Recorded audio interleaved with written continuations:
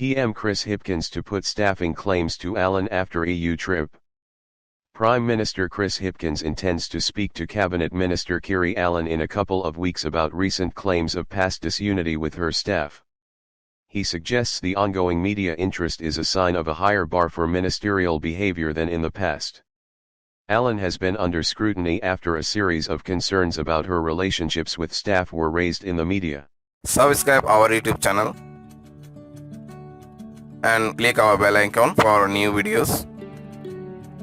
Concerns about her relationships with staff were raised in the media. Department of Conservation Director General Penny Nelson had said one staff member ended their secondment early and she had raised concerns with ministerial services, but no further problems arose and relationships improved. In answer to an Official Information Act request, National Emergency Management Agency Chief Executive David Gaughan also said he was aware of concerns regarding relationships in Allan's office, and further action was taken to resolve it. Late last week, Stuff also reported an anonymous senior public servant as saying the minister had yelled and screamed at staff. However, clear details about what happened or who was involved remain scant, and Allan has strenuously denied ever facing serious allegations from staff or ever shouting at staff. Speaking at a select committee last week, she accused national MPs of a phishing exercise and challenged them to put to her any. Subscribe our YouTube channel and click our bell icon for new videos. Speaking at a select committee last week, she accused national MPs of a phishing exercise and challenged them to put to her any concerns about her being able to perform her duties. Prime Minister Chris Hipkins was on a trade trip to China during the week, but repeatedly stressed no formal complaints had been laid, and in every ministerial office, from time to time, there'll be periods of heightened tension, but he had not had a chance to speak with her directly and at length about the matter. Speaking after the weekly cabinet meeting on Monday, Hipkins said he had spoken to Allan briefly but still had yet to traverse the matter. He intended to do that after Parliament's recess.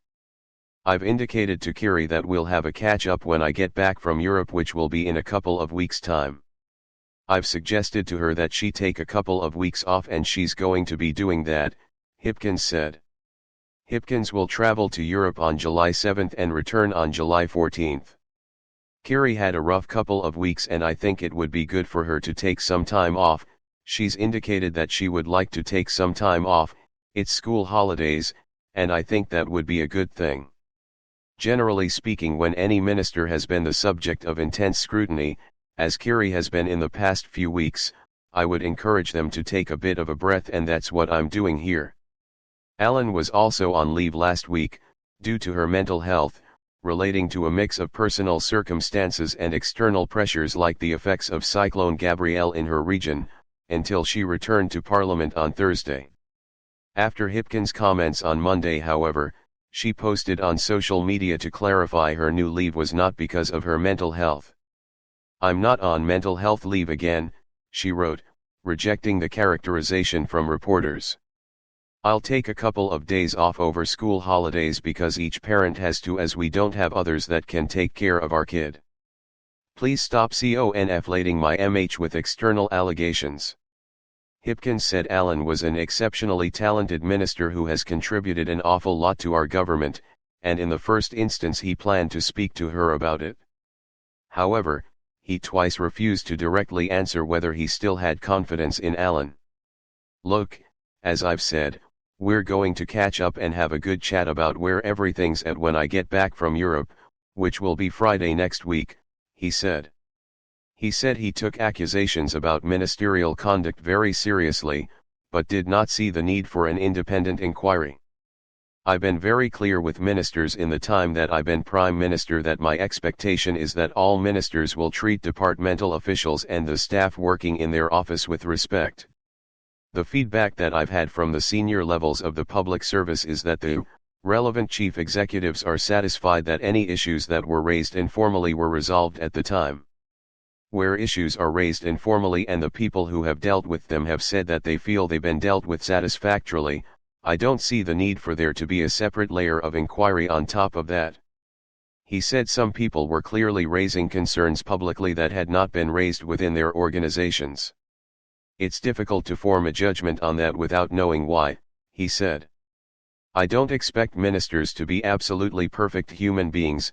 Everybody will have a bad day from time to time, particularly when they're under pressure. The question is, what do you then do about that? He suggested it was a sign of the changing culture at Parliament, in part following the Debbie Francis review. I think what it does point to is that there has been a change of culture around this place in the last couple of years, which in my mind is a good thing. As a former opposition member, I can tell you that allegations of this nature flew around the place all of the time in the whole 9 years I was in opposition, and none of them ever made it into the public domain. I'm talking about of ministers in the previous government. I think it's good there is more openness and willingness to talk about that. Parliament as a workplace did need to change, and the fact the threshold is now higher is a good thing. Has been a change of culture around this place in the last couple of years, which in my mind is a good thing. As a former opposition member, I can tell you that allegations of this nature flew around the place all of the time in the whole 9 years I was in opposition, and none of them ever made it into the public domain. I'm talking about of ministers in the previous government. I think it's good there is more openness and willingness to talk about that. Parliament as a workplace did need to change, and the fact the threshold is now higher is a good thing.